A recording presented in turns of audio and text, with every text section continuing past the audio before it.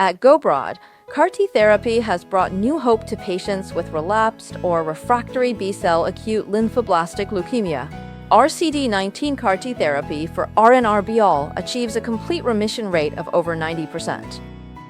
For patients who did not respond to CD19 CAR-T, switching to CD22 CAR-T still led to a 71% CR rate and an MRD negative rate approaching 100%, significantly outperforming international benchmarks. For patients who relapsed after transplantation, we pioneered sequential CD19-22 CAR-T therapy. The 12-month overall survival rate reached 88.5% and remained at 67.5% at 18 months. Notably, our team was the first in the world to publish a study in Blood on sequential CAR-T therapy in pediatric RNR-BL.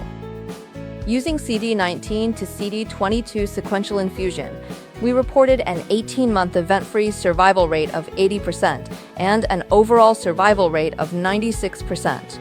Behind every number is the strength of GoBroad's comprehensive CAR-T platform.